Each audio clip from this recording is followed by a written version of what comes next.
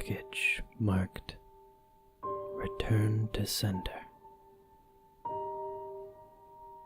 My neighbor is one of those annoying wannabe YouTube personalities. Over the years, I've seen him cough out cinnamon, lay flat on the hood of his car as it slowly creeps down the driveway, and douse himself in lukewarm water, all the while screaming epic win, epic fail, or fuck, epic maintenance of the status quo, for all I know. It can get tiring to watch him go about his shenanigans in the pursuit of viral fame. So when he knocked on my door the other day, told me he was going away for a few weeks, and asked that I get his mail, honestly, it was a relief. I can't explain the peace of mind I had knowing I didn't have to brace myself for any of his stupidity for a while. I was always afraid his stunts would wind up bleeding over into my life. Things were pretty normal for the first couple of days. He received a few bills, a bit of spam, and what I could only assume was a birthday card. Then, one evening, I got home to find a cardboard box waiting on his front porch. In big red letters was written, Return to Sender. I'm no small fry, but I admit I had trouble lifting the box on my own. It was really freaking heavy. Lugging it across the road to my house was even harder. And I quickly realized there was no way I was going to drag it up the stairs and through my front door. I decided I'd leave his package in my garage. It wasn't like I kept my car in there. The garage door was a piece of shit that refused to open without a good thug and a whack. It was less trouble just leaving the car in the driveway than it was to fight with the garage door every morning and night. In hindsight, I should have set the package down while I struggled to open the tricky door. But you know how it is when you've got a good grip on something. No point in setting it down if you don't have to. It was as I kicked the door for a third time that I lost my grip on the package, and it fell to the ground. I heard a light crack inside. Shit, I cursed. I hoped I hadn't broken anything important, but figured I just wouldn't tell my neighbor about it and let him assume the break happened en route.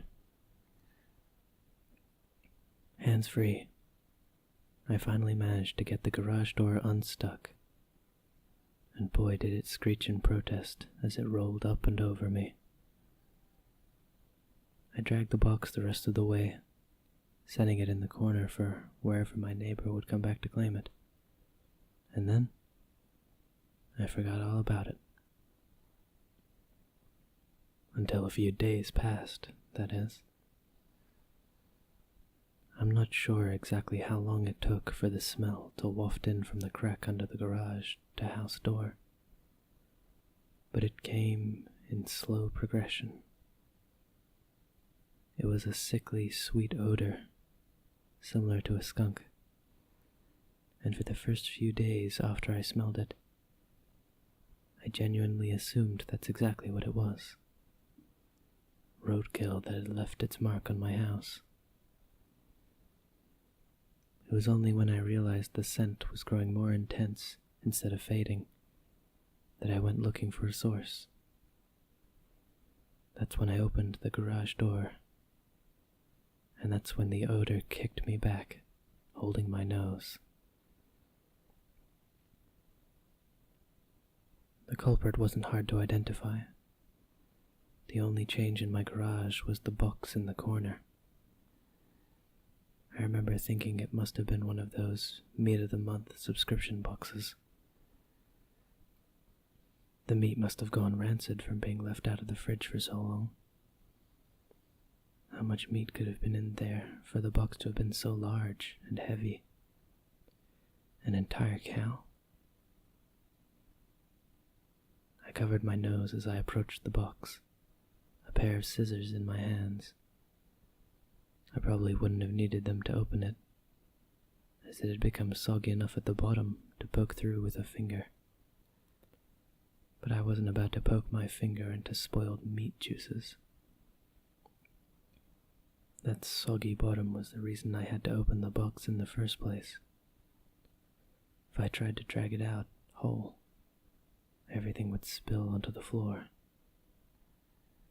I was going to have to dump the pieces of meat one garbage bag at a time and take them down to the dumpster, a process I wasn't looking forward to. My scissors tore through the tape along the top of the cardboard box. I thought the smell couldn't get any worse, but as I flipped the flaps open, I discovered a whole new gamut of stink. It was like opening a burning oven, but instead of heat wave, I was met with waves of piss, sweat, shit, and putrefaction. It was so bad that I staggered back and had to force down the puke beginning to guzzle out of me. I don't think I could have handled that scent mingling with the horrors coming out of the box. I'm not ashamed to admit I ran out of the door for a breath of fresh air. But in the short time I'd spent in the garage, the smell had become so ingrained in the fabric of my clothes that it clung to me like a shadow. Nothing I tried could keep the smell out of my nostrils. Not air fresheners, not a face mask, not 3 showers and a change of clothes. Every second that box lay open in my garage was another second the smell was allowed a foothold into my home. I had to bite the bullet. I returned to the garage, the flaps of the box still open, as though inviting me to look.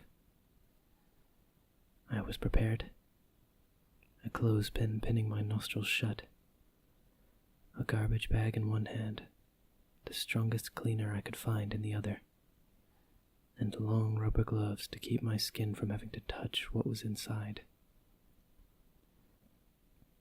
But as it turns out, I needed none of those things.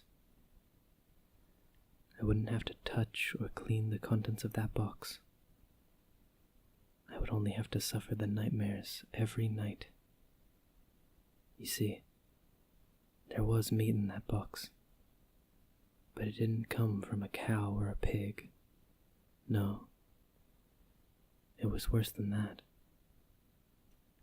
It was my neighbor, dead, still in one piece, but dead. I called the cops, and naturally they took me in for interrogation. It's kind of hard not to suspect a man with a corpse in his garage, after all. Thankfully, they soon realized I wasn't involved. My DNA might have been all over that box. The smell might have left a mark throughout my house. But there was one piece of irrefutable evidence in my neighbor's own hands that proved my innocence. A vlogging camera. They showed me the footage only once. I'm not sure if they were allowed to, or if they felt so bad for me that they figured it couldn't hurt. Either way, I saw it. My neighbor was sitting in the box outside of a shipping facility, laughing as he told the world how he was going to mail himself across state lines. He'd brought pee bottles, food, a pillow, and a few flashlights. His friend, a guy I'd seen at his place several times to help with his stunts, closed the lid and presumably dropped him off for shipment. Throughout the next couple of hours, or days, I'm honestly not sure, my neighbor recorded a few short clips about his progress. I think I'm in a truck now. I can feel it moving. Must be in a warehouse. Pretty warm here. Still got plenty of food. That kind of stuff. And then, on the last entry, the box toppled over. He broke his neck. And that was it. The camera recorded until either the memory card got too full or the battery died. There's one thing I didn't tell the police after they showed me the video. One thing I heard in the footage that will haunt me to the day I die. Just after the tumble that broke his neck, I heard the familiar screeching sound of my garage door.